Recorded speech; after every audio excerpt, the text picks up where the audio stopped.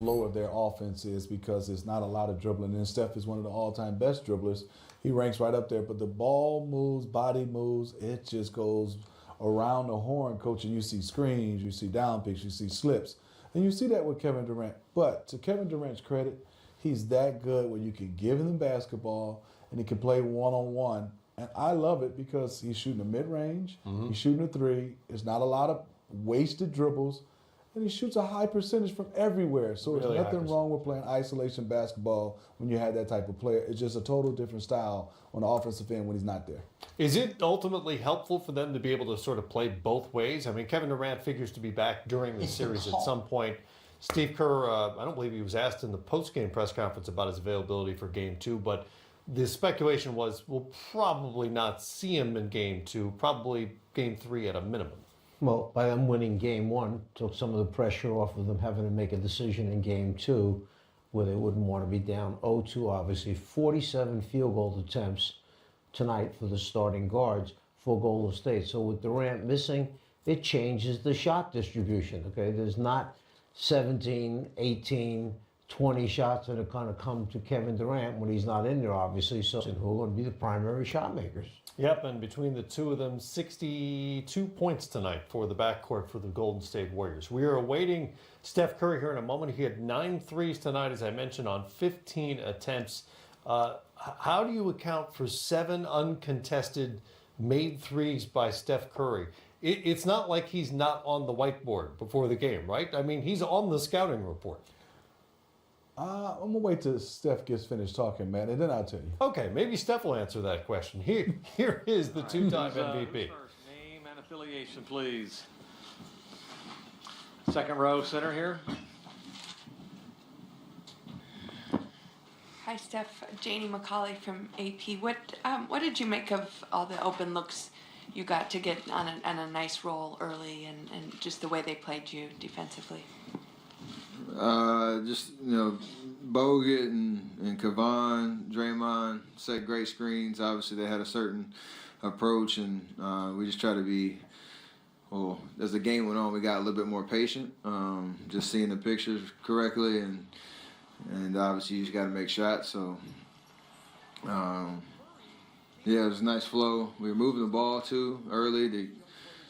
Sometimes it's moving it too much and too quick, but for the most part, just trying to create great shots. So whether it's pick and roll or whether it's our normal motion type offense, and it worked out for us tonight.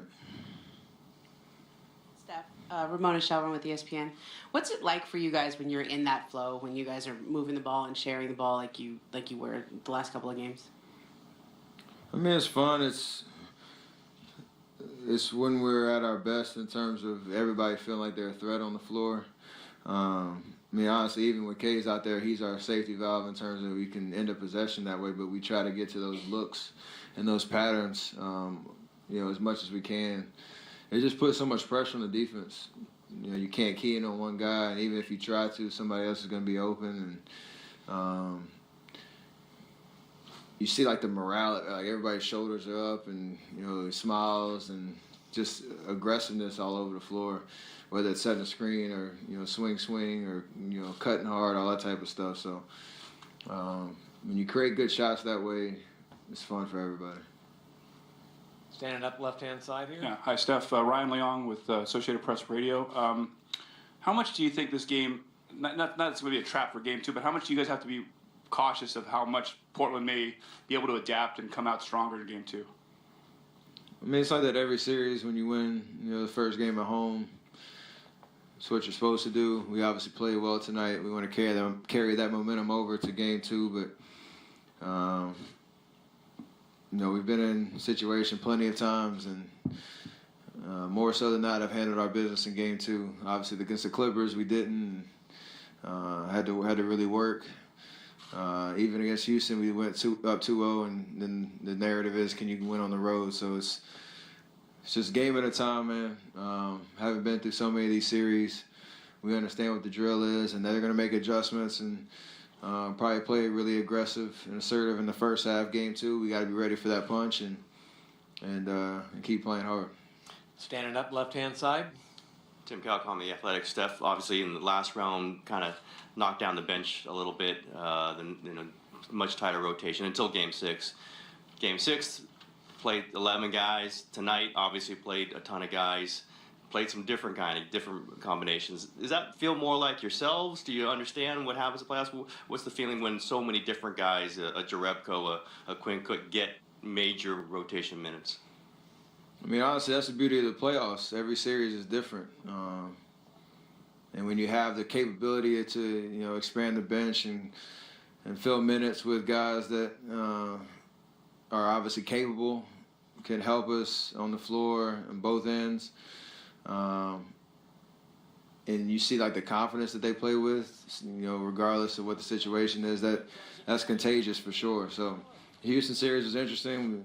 It took a certain, style and dynamic the first 5 games. Game 6, we obviously had to with K going out, fill those 40 minutes with, a multitude of guys. But we talk about it a lot in terms of how prepared they, Quinn, Zoe, JB, even Jonas as well. Like they all put the work in, and they're not afraid of the moment. So when they're out there, they try to make plays and take shots they're supposed to take, and it gives us a huge boost. And tonight was, right up that street for sure. Second row, right-hand side.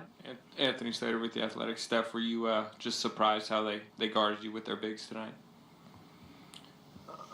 I mean, we've played against Canada before, and there's certain looks that you can get, but when it comes to just seeing the pictures, whether it's coming off and shooting every time or, giving it up and relocating or trying to get our motion offense going, whatever the situation is, as long as we're just being patient, it's key for us. So first 10 minutes, really, a little, maybe even to the second quarter, we were just moving a little too fast. Obviously, we made a couple shots that kept us afloat, but we settled down and things really started to open up when we knew what we were trying to go after.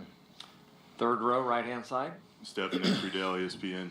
Obviously, you got rolling in the second half in Game 6 in Houston. How much do you think was a carryover of that into the night?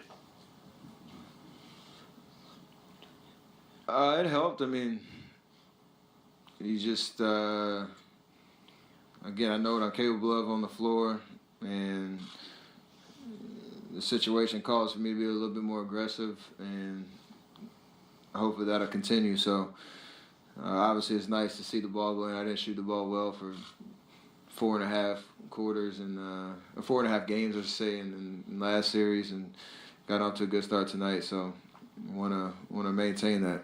Every game is different. You got to re-establish yourself, and that's my perspective. No matter how I play. Standing up here, left-hand side. Steph, Matt Schneiman, Bay Area News Group. You guys had ruled Damian Jones out, and then he comes in and gives you guys some feel-good minutes. Draymond said he could see him playing more because he gives you guys a lob threat that he doesn't think you have. How'd you feel seeing him get on the court after everything he's been through, and could you see him maybe playing a little bit of a role here this series? Anything's possible with us in terms of who's out there on the floor, for sure. But for him, knowing that coming into this year, he was kind of slated in that starting spot until DeMarcus got back, and he was learning on the job and playing well and gaining that confidence and experience. And obviously, unfortunate injury that took the rest of the season away up until tonight. And he's been grinding. For like the last 3 or 4 weeks, you've been just seeing him, getting confidence out there on the drills he's been doing, and it was a nice surprise to see him, get a couple minutes, and it's great for him. So who knows what'll happen down the stretch, but he's obviously capable in the offense that we play and the experience that he gained in those first 2 months. Third row, middle. CJ Peterson, San Francisco Examiner. Steph, you mentioned Kevon's ability to set screens. What did you think of his ability to run the break tonight? You and him, off one of his 3 stills, ended up with a dunk from him, I believe.